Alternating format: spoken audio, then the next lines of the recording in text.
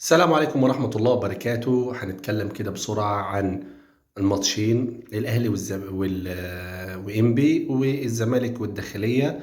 فما تنسوش الاشتراك في القناة ولايك كده حلو منكم وتعليق. يلا بينا على الفيديو.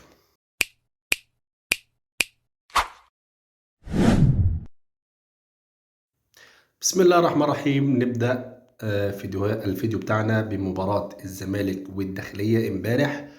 الزمالك ضيع فرصة انه ينافس على المركز الثاني، مش هقول خلاص الدوري لان الدوري خلاص اتحسم في الاهلي. بنتيجة 1-1. يعني احنا طلعنا من هزيمة الاسماعيلي 2-1، وبعد كده فوزنا المباراة اللي وراها وقلنا خلاص الزمالك هيتعدل وكده. جه تعادل مع فريق الداخلية اللي هو تقريبا في المركز ال 13 او 14، باسلوب غريب جدا. الزمالك جاب الجون ونام عن الماتش.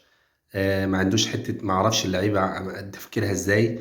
انا فريق بطولات، لو انا فعلا بتكلم في كده باخد ملايين من نادي، ورايا جمهور بالملايين، وبحطهم تحت ضغط ان انا في اي لحظه ممكن اتعادل، وفعلا بيحصل. اللي الناس كلها خايفه منه لدرجه ان الناس بقت في الشارع بتقول يعني ما عندهاش يعني يعني اقول لك ما عندهاش ال- الجراءه انك تقول ان انا ممكن افوز على الماتش. ما عندهاش. خلاص الزمالك يعني المشجع الزملكاوي بقى عنده حته ان هو ما عندوش ثقه في لعيبته. انا دلوقتي لعيبه عندي بتاخد بالملايين ما بتجيبليش بطولات.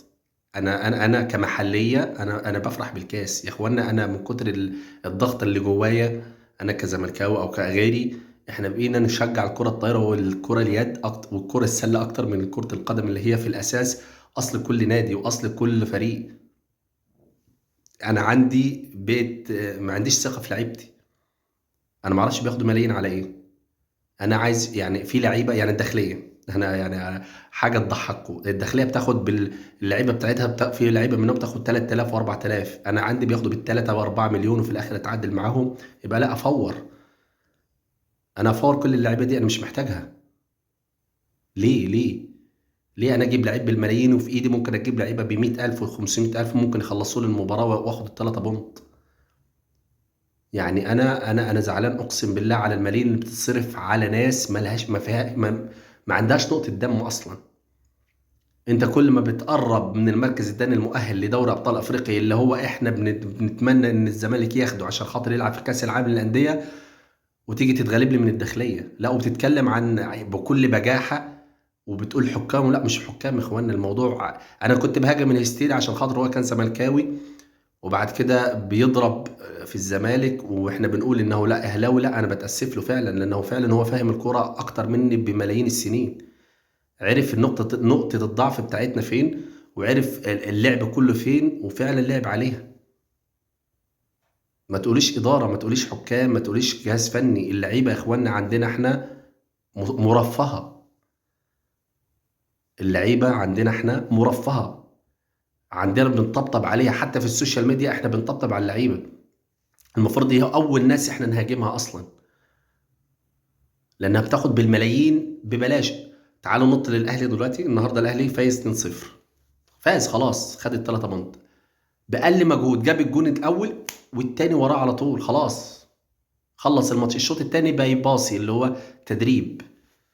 انتوا واخدين بالكم؟ لعيبه عارفه هي عايزه توصل لفين، ولا ومش مش وصلت بس، لا عايزه توصل لابعد من كده عشان تكتب اسمها في التاريخ في النادي الاهلي ان انا حققت مع الاهلي بطولات اكتر مما تتوقعوا اصلا. وفعلا الاهلي دلوقتي تحت ضغوطات. فاز دلوقتي على انبي بعد يومين، عنده ماتش 3 ايام قصدي، بقى عنده ماتش في الدوري. بعد كده بعد يومين تاني او 3 ايام عنده ماتش، وبعد كده هيلعب الوداد. والاهلي شفت يعني عنده ماتشين في الدوري، بالنسبه له هو بينافس على الدوري. لا انا تفكيري في الوداد اللي هو هنا، لان انا عايز اخلص الماتش من هنا عشان ارتاح هناك. دي ثقافة اللعيبة. الأهلي النهاردة فاز بأقل مجهود، والله العظيم الأهلي دلوقتي عنده فرص كان ممكن يجيب 3 و4، بس هو مش عايز. أنا عايز 3 بونت. وده الفرق الكبيرة هي كده. في الدوري أنا مش عايز سكور، أنا عايز 3 بونت بأقل مجهود، عشان خاطر أنا عندي مباراة أكون أو لا أكون في دوري أبطال أفريقيا وبلعب يعني بقول لك بطلع كل طاقتي، وأنا كده كده راح كأس العالم للأندية. لا بس أنا عايز أفريقيا. يعني شفت انت وجهة نظر الاهلاويه او ادارته ايه؟ لا انا بلعب وانا كده كده ضامن رايح كاس العالم للانديه. لا، انا عايز البطوله.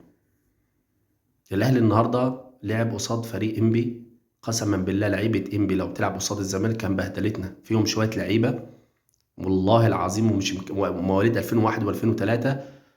يعني انا ما اعرفش ليه الزمالك ما بيبصش للعيبه دي، بدل ما تجيب لي فريق واحد افريقي بمليون دولار ولا 2 مليون دولار. طب ما تشوف اللعيبه دول. انت بالمليون دولار و2 مليون دولار يا مؤمن ممكن تجيب لك 7 لعيبه من الدوري المصري، اقسم بالله تكتسح بيهم اصلا الدوري المصري. لان اللعيبه دي في انديتها يعني هيناك بمعنى اصح. فمش هنقدر نتكلم. خلاص انا بالنسبه لي تفوير لكل اللعيبه في الزمالك. كل اللي بياخد ملايين دي ملهوش اي لازمه خالص، لانك انت بحق الملايين دي المفروض تجيب 3 4 بطولات. يا ريت يا ريت نقرا ثقافه الفرق الافريقيه زي سان داونز، زي الداخليه اللي تعادلنا معاها 1-1، زي الاسماعيلي اللي كان بينافس على هبوطه بعد كده عن طريقنا احنا طلع على قفانا. فلا، محتاج وقفة. يا ريت كل الجماهير الزملكاوية بطلوا طبطبة على اللعيبة. مش هقول اكتر من كده.